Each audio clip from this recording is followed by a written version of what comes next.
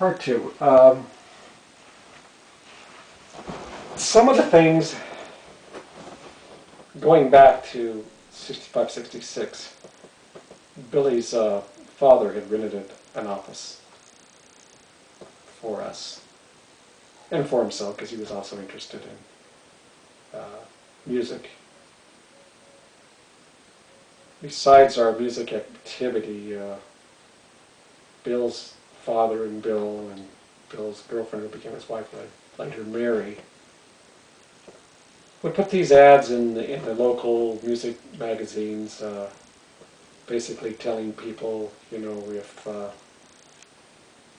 they had lyrics that um, Bill would put music to it. I guess with my upbringing, I thought it was kind of illegal. And gosh, the mail that we picked up at the P.O. Box. Hundreds of envelopes, people sending their lyrics. And though I really didn't want to take the money, I would help with tunes, which weren't very good, but we would make a reel-to-reel tape. Bill and I had a reel-to-reel that we used to use to, record our songs that we just wrote and put music to it. The fee was like $50, I think. A lot of, of course they'd send us a check before we sent the stuff back. And this all accumulated, and this was kind of how we ate, though I felt guilty about it. I mean, as far as, paying for the food, I didn't really pocket all the money, Bill did. That's how he and Mary lived on it. And after a while I just kind of distanced myself from it. Also, they advertised, about people coming to the publishing company and to the record label, and we would interview people that wanted to be singers, songwriters, and some of them were awfully terrible, really bad. I had to really keep a straight face. Sometimes if we had a little bit of money, some of these people were kind of homeless, we would give them a little money to get something to eat.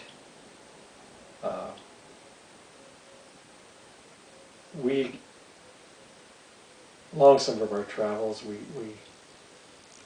got a chance to meet Dwayne Eddy, took our material to him, and Glenn Campbell. It was like, have me take it, I'll go to listen later. And we actually chased Sonny & Cher's manager's rabbit, so caught it, and so he would listen to our tape. Sometimes if we had a couple of dollars, we would go to this place called Sir George's Smorgasbord in Hollywood, all you can eat. And we would fill up our plates, and we would also stuff food into our pea jackets, so we'd go back and eat. And I found out later from Bob Welch that a lot of the musicians did it, not just us. Some of the Eagle members did it too. And so that was like a popular hangout, as was, Ben Franklin. Kind of a greasy place. And we got to know a lot of, some of the musicians that worked on some of Spector's stuff. It was an interesting time. We didn't make any money. We were just, amateur in the eyes of the other people, compared to the Beatles and all these other people. It was an interesting time, and during that time too, Bill's father had a talent agency. It was actually the office itself was upstairs. Downstairs was a theater. It was called a Pussycat Theater. It was actually a porno. And it was so loud sometimes, I mean, we could hear the movies while we were trying to conduct interviews. It was very disturbing at times. And once in a while we'd find some guitar players and give them some work, but mostly, girls that wanted to be strippers thought we could get them hooked up, and we really couldn't. And after, about 6 months, that closed down. We couldn't meet the rent. But, it was interesting.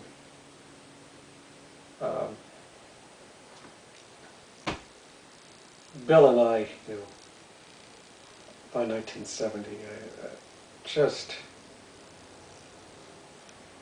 parted ways. I mean, he wanted to live, a lifestyle of, I want to say the hippie culture, but his life wasn't the life I wanted to live. We just saw things differently. And so we woke the act up, but it wasn't that easy. Record company reminded me that I didn't see the clause, that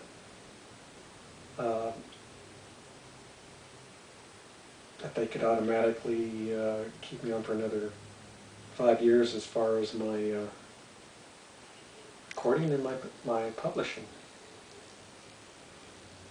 And I owed him more material besides a single that I'd given him. The backside was Peace or War, and of course they wouldn't play that either.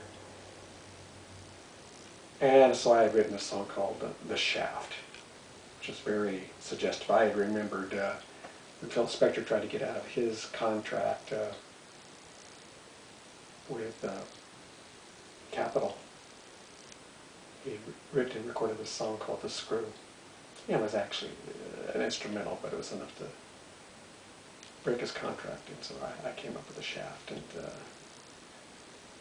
needless to say, even after all the threats of breaking my knuckles, and if I didn't see things their way and go on tour with the music that I had recorded, they would not release that song that I had submitted, and with disgust they released me and swore they were going to blackball me, but really that never happened. So that kind of, left me at the mercy of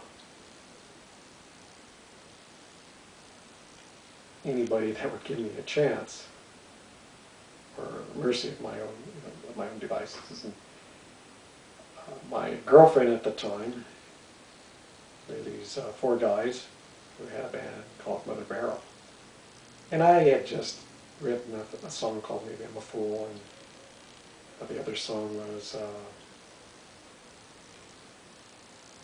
oh gosh, Evil Woman's Evil Ways. And so she hooked me up with them, and we all got along, and I thought we had a lot in common. The bass player and I really had a lot in common. And we rehearsed the song, went into the studio, and recorded these 2 songs. I tried to take them around, and nobody was really, interested. But we liked being around each other, and Mother Barrel was kind of getting ready to break up anyway, and we decided to form a group and called it Freeway. The drummer wasn't that interested, and so he went on to another band. And Mark brought in this friend of his named Dave Chapman. Mark Seeloff had known him for a while. So did Larry